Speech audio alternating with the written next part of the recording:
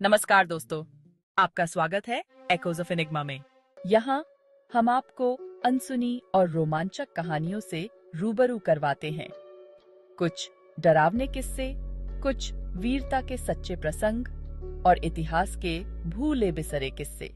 आज हम आपके लिए कुछ ऐसे ही किस्से लेकर आए हैं जो आपके रोंगटे खड़े कर देंगे। अगर आप भी अपना कोई किस्सा हमारे साथ बांटना चाहते हैं तो हमें ईमेल करें echoesofenigma9@gmail डिस्क्रिप्शन में भी दिया गया है। आपका किस्सा हम अपनी आवाज में नरेट करके इस चैनल पर जरूर सुनाएंगे। चलिए शुरू करते हैं आज की कहानियों के साथ। काजीरंगा नेशनल पार्क, बाघों, हाथियों और गैंडों का घर, सुंदरता की एक अनोखी जगह। लेकिन इस सुंदरता के पीछे एक अंधेरा छुपा है। यहाँ के लोग पुरानी कहानियां सुनाते हैं बद्दुआओं की और भटकती आत्माओं की।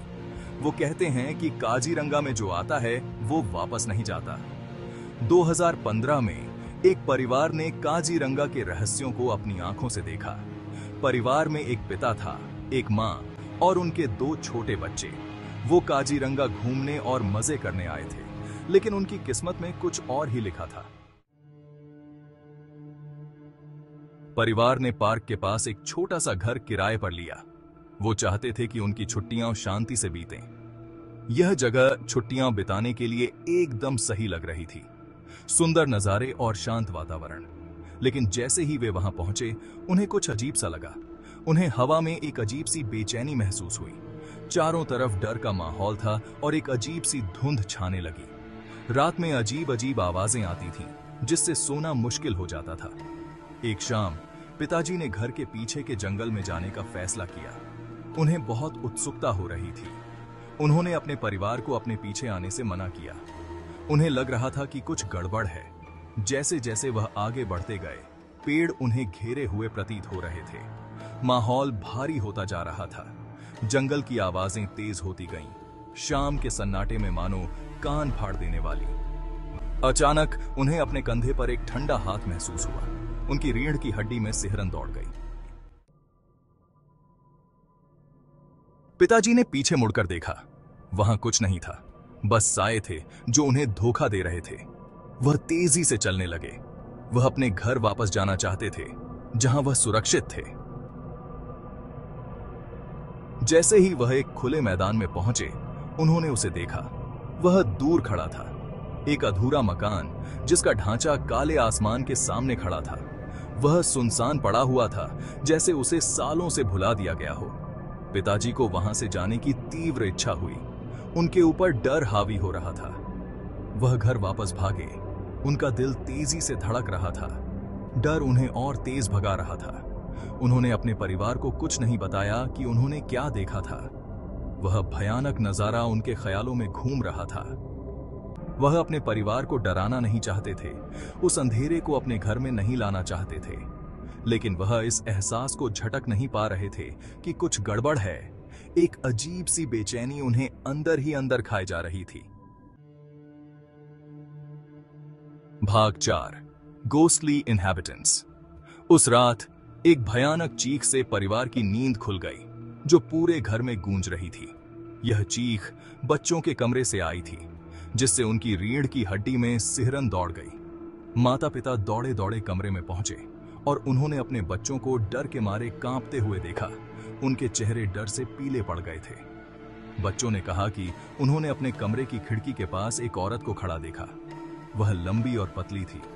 उसके लंबे काले बाल एक काली नदी की तरह बह रहे थे। उसकी आंखें अंधेरे में लाल चमक रही थीं, जो रात को चीरती हुई प्रतीत हो रही थीं। पिता ने अपने परिवार को शांत करने की कोशिश की, उन्हें गले लगाया और धीरे से आश्वस्त किया।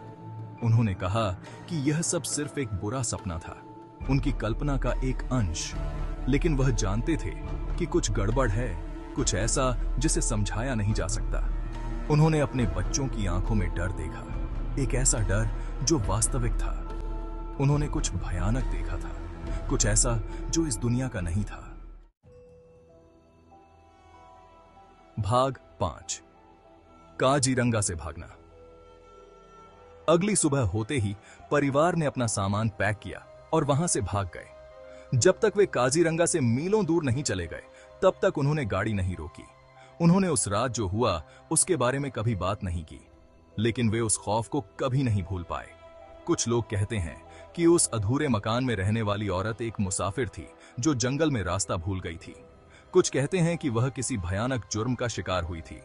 सच्चाई जो भी हो, उसकी आत्मा काजीरंगा में ही कैद है, अपने अगले शिकार की प्रतीक्षा में। साल 2108 असम की एक दूरस्थ सड़क पर मैं, एक सरकारी कर्मचारी, अपनी बाइक से गांव की ओर लौट रहा था। मेरे चारों ओर एक अजीब सा सन्नाटा था। आधा रास्ता तय कर चुका था जब मैंने उसे देखा। एक महिला आदिवासी वेशभूषा में सड़क किनारे चल रही थी।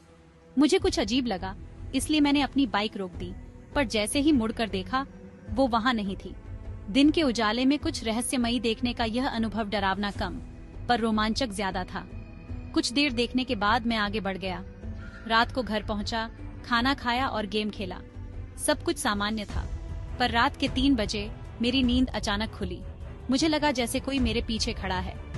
मैंने खुद को स्लीप पैरालिसिस समझाकर शांत किया, पर तभी एक ठंडे हाथ ने मुझे छुआ। जब मैंने पूछा, कौन है? एक हल्की आवाज आई, तुम मुझे नहीं जानते, मेरा नाम जानकर क्या करोगे? मैं घबरा गया था। फिर वो बोली, मैं तुम्हें नहीं छोड़ूंगी, तुमने मुझे ढूंढा था, अब मैं हमेशा तुम्हारे साथ रहूंगी।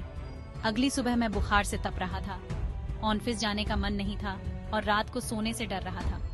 दूसरी रात भी वही ठंडे हाथों का एहसास हुआ। इस बार उसने कहा, तुम मुझसे नफरत क्यों करते हो? अगले दिन मैं अपने सहायक के साथ गांव के एक तांत्रिक से मिलने गया। उसने बताया कि उस महिला की आत्मा भटक रही थी जो मेरे जैसे राहगीरों को शिकार बना सकती थी। तांत्रिक ने एक विशेष पूजा की और मुझे राख दी, जिसे मुझे घर के प्रवेश द्वार और बिस्तर के पास रखना था। यह आखिरी बार था जब मैंने उसे महसूस किया। आज भी मुझे समझ नहीं आता कि यह स्लीप पैरालिसिस था या कुछ और, पर उस महिला का अचानक सड़क पर दिखाई देना और फिर गायब हो जाना मुझे सोचने पर मजबूर कर देता है। अगली सुबह जब सूरज की पहली किरणें धरती को छू रही थीं, मैंने महसूस किया कि कुछ बदल गया है। हवा में एक अजीब सी खामोशी थी। तांत्रिक से मिलना एक अद्भुत अनुभव था। उसकी आंखों में एक अजीब सी चमक थी, जैसे वह सब कुछ जानता हो। उसने कहा, यहाँ कुछ अनजानी शक्तियां काम कर रही हैं। आखिरी बार जब मैंने उस जगह को देखा तो मुझे एहसास हुआ कि यह यात्रा मेरे जीवन का एक महत्वपूर्ण हिस्सा बन चुकी है। हर कदम, हर मोड़, सब कुछ अब भी मेरी यादों में ताजा है।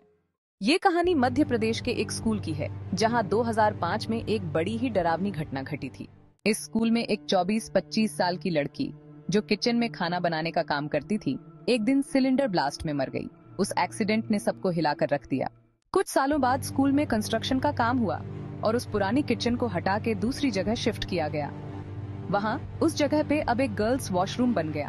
पर कहते हैं जो जगह किसी स्पिरिट के आक्रोश में होती है, वहाँ वॉशरूम बनाने से आत्मा और भी भड़क जाती है। और यही हुआ। एक दिन एक स्टूडेंट उस वॉशरूम में गई और उसके साथ की लड़की बाहर खड़ी थी। 5 से 10 मिनट गुजर गए, पर अंदर वाली लड़की बाहर नहीं आई। उसकी दोस्त ने टीचर्स को बताया और धीरे धीरे स्टूडेंट्स और स्टाफ वहां इकट्ठा होने लगे।